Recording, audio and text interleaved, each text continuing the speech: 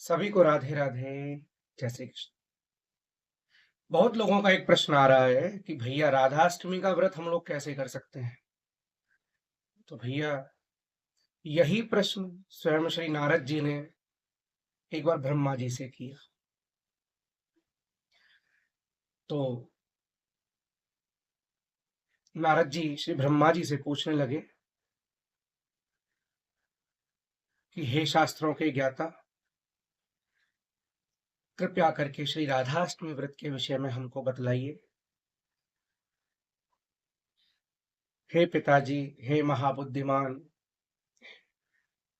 हे विभो, हे द्विज, उसके पुण्य फलों को भी हमें बताइए कि श्री राधाष्टमी के व्रत करने से किन किन पुण्यों की प्राप्ति होती है।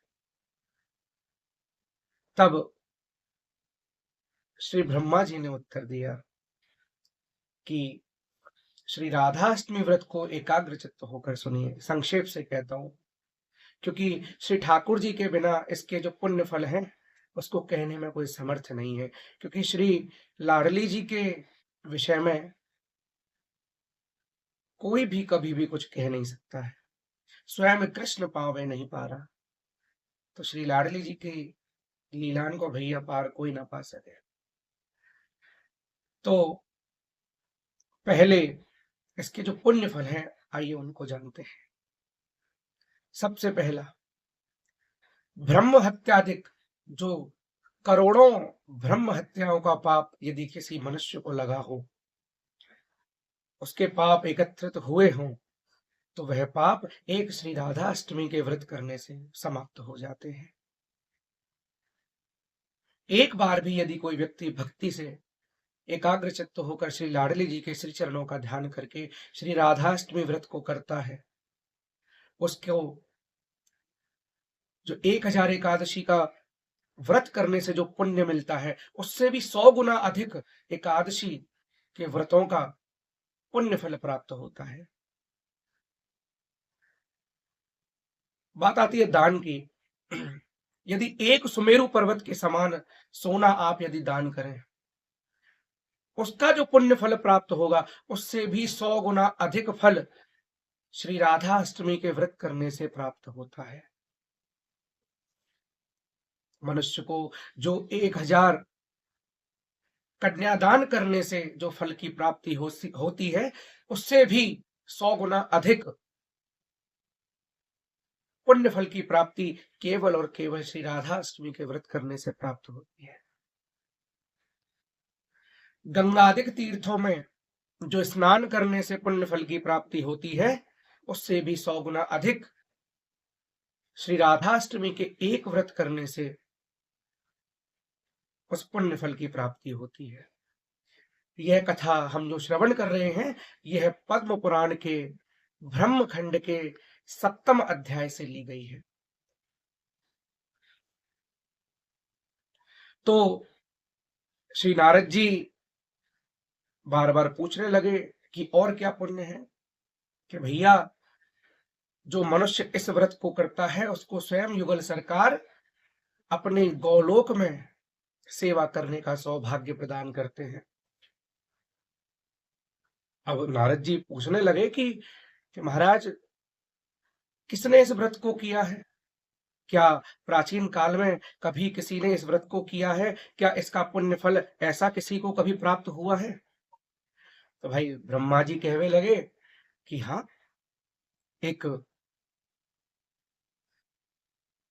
नारी जो पूर्व समय में सतयुग में अत्यंत सुंदर, करहाव वाली, हिरण के समान नेत्र वाली, शुभ अंग वाली, पवित्र हास समेत सुंदर बाल और पवित्र कानों वाली एक लीलावती नाम की नारी हुई। वह नारी ने भैया बहुत दृढ़ पाप किए।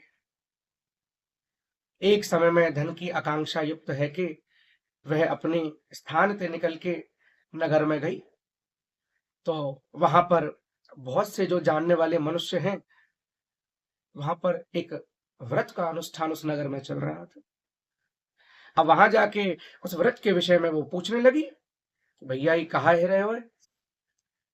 कि चंदन फूल धूप दीप वस्त्र आदि अनेक फलों से भक्ति भावों से हमारी श्री लाडली जी के श्री विग्रह को सब पूजन कर रहे हैं।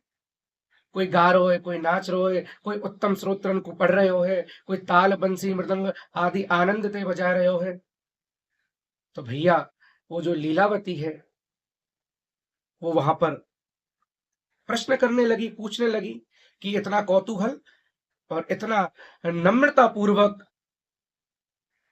यह क्या हो रहा है। समीप जाकर वहां उन पुण्यात्माओं से पूछने लगी कि भैया यह का रहे हो है, जरा इसके विषय में भी मुझे बताओ।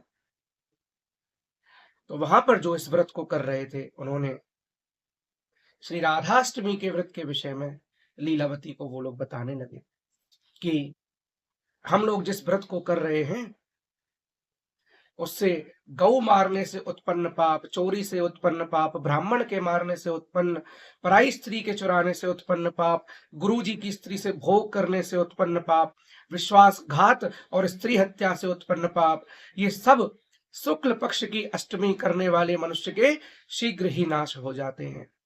तो पद्म पुराण में सीधा सीधा वर्णन कहा गया है कि अष्टमी के दिन व्रत करना चाहिए। अब जो लीलावती नाम की जो स्त्री है वो सुनने लगी, उसने भी दृढ़ संकल्प किया कि मैं भी इस व्रत को करूंगी।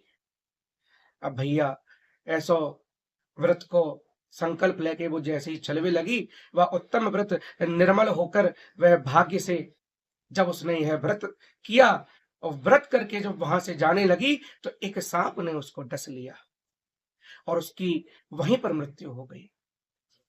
अब आप लोग ये कहेंगे भैया माने तो व्रत करो और बाकी व्रत करते मृत्यु है गई। तो इससे आगे की कथा सुनिए। उसकी मृत्यु के पश्चात यम के दूत भैया बाबू ले आए।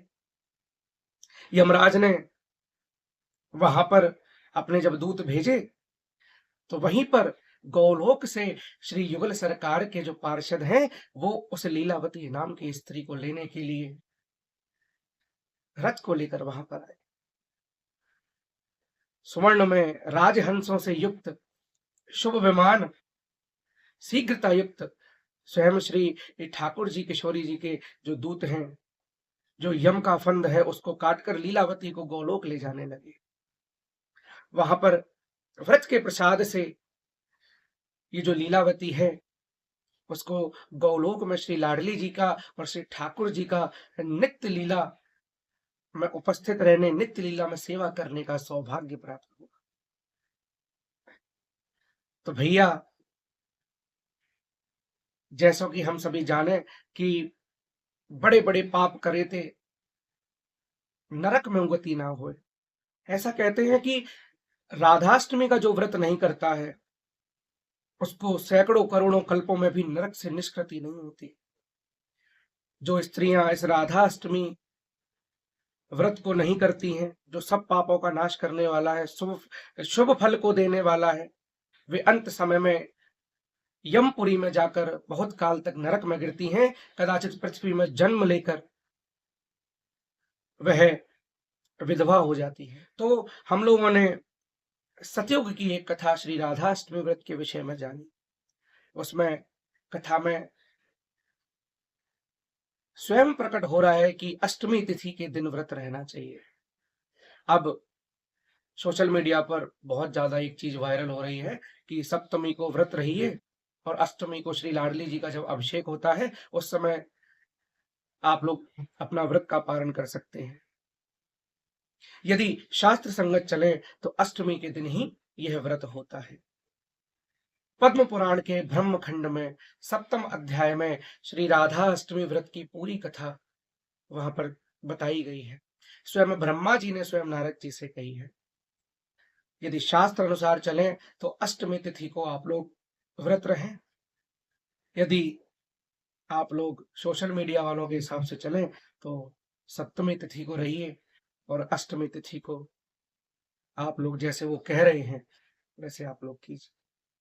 पद्म पुराण के अनुसार यदि ब्रह्मा जी की वाणी से यदि आप लोग चलेंगे और अष्टमी के दिन यदि आप बड़े एकाग्रचित्त होकर श्री लाडली जी को दिव्य अभिषेक करेंगे, बड़े बड़े व्यंजन श्री लाडली जी को भोग लगाएंगे और पूरे दिन व्रत रहकर सायकाल में फलाहार करके अगले दिन यदि आप पारण करेंगे तो इस श्री राधाष्टमी के व्रत के जो पुण्य फल मैंने बतलाए हैं, उन पुण्य फलों की अवश्य प्राप्ति आपको होगी। लीलावती को केवल एक बार व्रत करने से उस पुण्य फल की प्राप्ति हुई है। ब्रह्मा जी के वचन है, असत्य नहीं हो सकते। बरसाने से सबको राधे राधे, जय श्री कृष्ण।